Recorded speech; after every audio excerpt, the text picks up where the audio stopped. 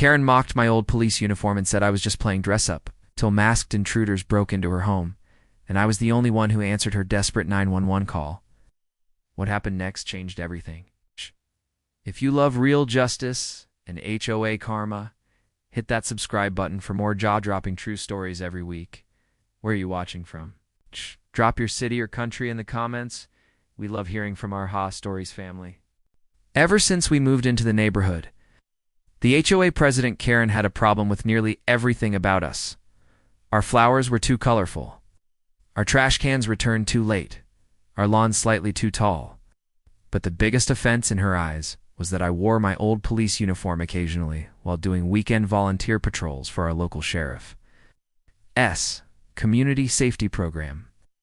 I wasn't on active duty anymore, but after 20 years on the force, I still helped out in emergency situations and wore my uniform during special operations like the county fair or parades. Karen didn't care about the distinction. One Saturday morning, I was heading out in full uniform to volunteer for traffic control at the Veterans Parade when Karen strutted up in her usual smug manner, sipping from her overpriced HOA mug and smirking like a spoiled cat. "Ah, look at you playing dress-up," she laughed loudly, catching the attention of a couple neighbors nearby. "Halloween's not for another 2 months, officer," she added with mocking air quotes. My wife, who was inside prepping breakfast for our twin boys, watched from the window, furious but silent. I just nodded calmly. I'd dealt with worse. Karen strutted off, muttering something about fake heroes needing attention. That evening, at the HOA meeting, she proposed banning residents from wearing official-looking uniforms unless actively employed in that role, citing safety concerns. The vote was deferred, but the damage was done. Whispers started about how I was trying to intimidate people. All from a woman who didn't know the difference between a rank patch and a Halloween costume. My family and I kept our heads down. Weeks passed, and Karen's nitpicking continued, from noise complaints over our kids' basketball hoop to notes about unpatriotic garden flags. But everything changed late one Friday night. It was nearly midnight when I got a frantic pounding on my door. It was Karen, hysterical, barefoot robe, half falling off, mascara running down her cheeks. "Help me, please, oh God. They're inside my house to Monet, think they have guns," she cried, trembling. Without hesitation, I called 911 while tossing on my old patrol vest and grabbing my flashlight and off-duty sidearm. I told dispatch I'd respond since I was 2 houses down and knew the layout. My wife stayed with Karen's teen daughter, who had escaped through the back door. I approached Karen's house, heart pounding like I was back on active duty. I kept my steps quiet, crept around to the side yard where the sliding door had been shattered. Inside, I heard muffled voices, one man laughing, another ransacking. I alerted dispatch that the intruders were still inside. My voice was low, but steady. "This is Officer Walker, former Unit 3912, engaging until backup arrives." I entered through the broken glass, weapon drawn, voice firm and clear. "Sheriff's office. Show me your hands." One man tried to run. He didn't make it past the kitchen. The second man lunged at me with a crowbar, and we wrestled hard, knocking over a lamp and shattering a vase. But I had training and instinct on my side. In less than a minute, both suspects were subdued, zip-tied, and ready for the arriving deputies. Damn. Karen was in tears, hugging her daughter while deputies processed the scene. "You saved us," she whispered. "You saved our lives." I didn't gloat. I didn't say I told you so. I just walked home, adrenaline still coursing through my veins, trying to breathe normally. The next morning, Karen stood outside our house, waiting. This time, she had homemade cookies, not criticism. She apologized to my wife and asked if she could speak to me privately. "I was wrong," she said, eyes downcast. "I thought you were pretending, but last night, you were the real deal. I was terrified, and you showed up." "Thank you."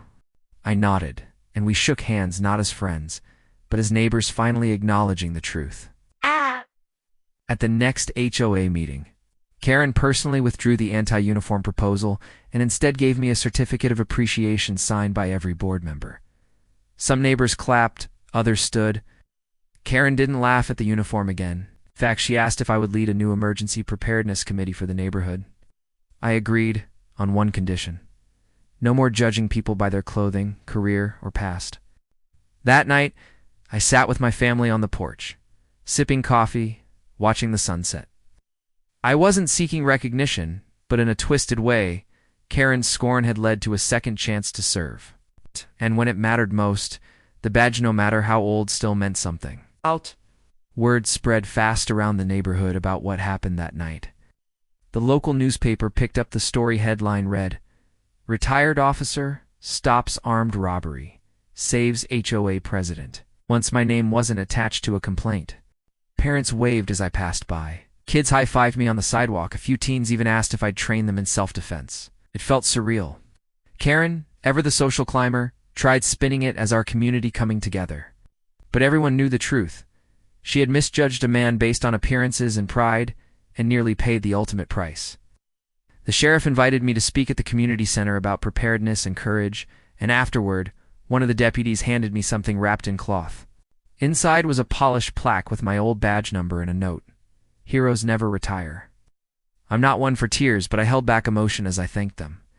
Back home, I mounted the plaque above our family fireplace. It was on to just about the night of the invasion. It was a reminder that you, Don T, need a paycheck to have purpose. And you don't need a title to protect what matters. A few weeks later, Karen hosted a block party in honor of our neighborhood's safety, and for once, she didn't take center stage. Instead, she handed me the mic, asking if I'd like to say a few words.